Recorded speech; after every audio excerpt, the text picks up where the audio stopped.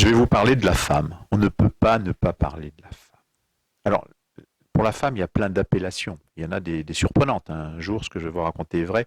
J'arrive en avion à Marseille, on atterrit, et il y a dû avoir un problème de connexion avec le groupe électrogène, parce que l'avion, d'un seul coup, plus d'énergie, plus de bruit, plus rien. Silence total dans l'avion. Mais les bagagistes commençaient à rentrer dans l'avion pour décharger les bagages. Et là, une hôtesse passe sur le parking, et on entend, tout l'avion entendu. Oh putain, v'e la pentade, oh qu'elle est bonne la pentade, regarde cette pentade là. Donc je ne connaissais pas cette appellation de pentade pour la femme, pourquoi pas. Mais je me dis qu'un étranger qui arrive en France, déjà quand il entend ça, il se demande où il est. Et puis même s'il parle français, il est séché, il est largué. Là. Alors c'est vrai qu'il y a plein de mots pour la femme. Dans les cités, par exemple, c'est la meuf. Oh ouais, la meuf. J'ai été à une teuf, il y avait 9 meufs, mais elle avait pas de touffe, ma meuf. Vous voyez, on peut faire du rap, on peut faire tout. Hein. La meuf. Puis après, dans le couple, il y a des petits mots doux. Mon ange, mon petit lapin, ma puce. C'est toujours des mots doux, c'est toujours des animaux gentils. Il n'y a jamais mon phoque, mon putois, mon cachalot, ma grosse moule. Non, jamais, jamais. Donc, vous savez que la femme est quand même l'être humain qui arrive à prendre 600 kilos dans une nuit. Hein. C'est le soir, tu viens de coucher, ma petite puce. Le matin, tu vas te lever, grosse vache. Alors, les fabricants de capotes, eux, ont fait évoluer leurs produits parce qu'ils se sont dit qu'il n'y avait pas de raison que des femmes soient lésées par rapport à leur physique. Donc, ils ont innové. Vous avez par exemple des capotes à la mayonnaise si vous devez vous faire un thon, des capotes à la pomme si vous devez vous faire un boudin, ou des capotes aux fruits si vous devez vous faire un cajot. Je vais vous raconter l'histoire, une histoire sur l'origine de la femme. Dieu crée la terre, il regarde, il fait oh, c'est beau, c'est beau, c'est beau, c'est beau. Il crée les continents, il regarde, il oh, c'est beau, que c'est beau, que c'est beau, que c'est beau, que c'est beau. Il crée la végétation, les arbres, les fleurs. Oh, que c'est beau, mais que c'est beau, que c'est beau, que c'est beau.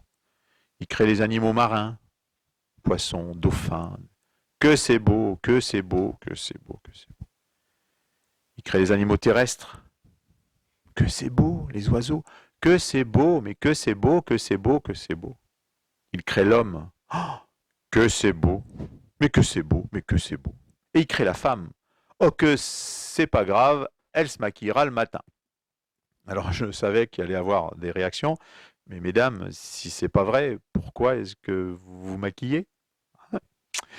Et sinon, il y a une autre histoire qui raconte un peu l'origine de la femme ou l'origine de l'humanité.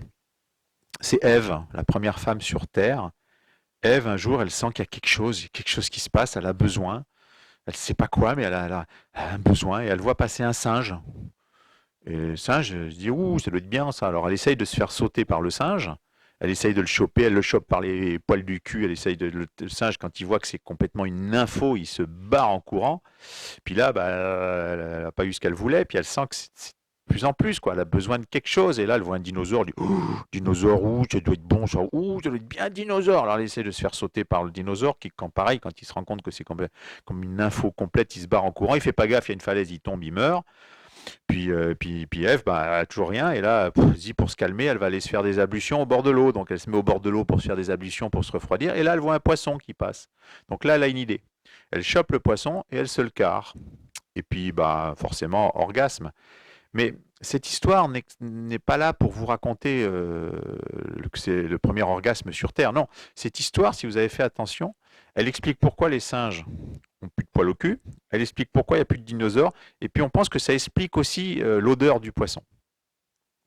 Alors, la femme dans le mariage, c'est important le mariage. Dans le mariage, la femme est toujours persuadée que avec le mariage, son mari sera plus, comment dire, tolérant, il sera plus mature. Alors qu'une femme dans le mariage, un homme pardon dans le mariage, ce qu'il cherche lui, c'est que il espère que sa femme ne va pas changer, qu'elle sera toujours la même. Or, on s'aperçoit dans la vie malheureusement qu'en vieillissant, si un homme se fait, une femme se défait.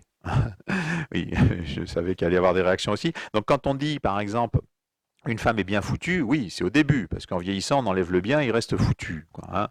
Mais quand je vois des vieux, des personnes âgées, des personnes d'un certain âge, on va dire, c'est plus poli, qui se marient avec des jeunettes, je me dis des fois, ben, qu'est-ce que la jeunette vient faire avec quelqu'un qui a 25 ou 30 ans de plus que lui, qui pète, qui ronfle et qui rote, quoi.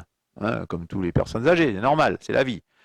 Donc je me dis que ça doit être par amour probablement. Et alors là, par amour de quoi? Bah, peut-être par amour de l'argent, tout simplement. Parce que oui, une femme, ça coûte cher. Je ne sais pas si vous y avez pensé, mais une femme, c'est quand même comme une voiture ou une piscine. Ça coûte très cher par rapport au temps qu'on passe dedans.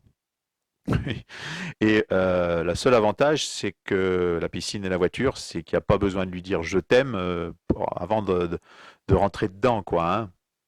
Alors, on dit toujours nos chairs et tendres. Oui, le cher au début c'est CH-A-I-R et puis quand elles vieillissent c'est cher CH accent RE, hein, effectivement. Et puis donc le tendre il disparaît avec, avec le temps. Il ne faut pas être méchant avec les femmes. Ça sert à rien. Ne soyez pas méchant avec les femmes. Le temps s'en chargera. Alors les femmes, elles aiment bien la femme en général aime bien quand un homme l'attire. Alors l'attire, c'est l'apostrophe, hein, quand un homme l'attire, quand il y a quelque chose. Alors après, c'est vrai qu'avec le temps, c'est quand un homme l'attire, ça lui plaît bien aussi. Et là, il y a trois coups sympas à faire. Je ne sais pas si vous connaissez. Il y a le coup de la tortue. Alors le coup de la tortue, c'est super. Il faut un casque lourd. Vous prenez sinon un saladier ou un truc comme ça en inox. Il faut une louche, une table pas trop haute, pas trop basse, un peu comme celle-là, hein, voilà. Vous mettez votre femme à quatre pattes à poil sous la table, vous lui mettez le casque et vous prenez la louche. Et ça s'appelle, ça fait une tortue finalement. Et votre femme, la carapace c'est la table, votre femme elle a la tête avec le casque, hein. Et là, vous attendez. Et comme une femme c'est curieux, à un moment donné, elle va sortir la tête, comme la tortue. Là, vous lui mettez un coup de louche sur le casque. Par réflexe, normalement, elle rentre la tête, mais elle sort le cul. Là, un petit coup, par réflexe, elle rentre le cul, elle sort la tête, un coup de louche et ainsi de suite. Ça s'appelle le coup de la tortue. Après, vous avez autre chose de plus simple, c'est le coup du chapeau. Alors là, c'est facile, c'est un coup dans le chat, un coup dans le pot, un coup dans le chat, un coup dans le pot. C'est le coup du chapeau. Puis le dernier coup, c'est le coup du canadair. Quand vous êtes pressé, bah, vous faites ça comme un canadair, hein, messieurs. Vous arrivez, vous rentrez sur zone, vous larguez tout et vous repartez. Voilà, j'espère que vous penserez à moi la prochaine fois que vous rencontrerez une ou des nanas. Merci.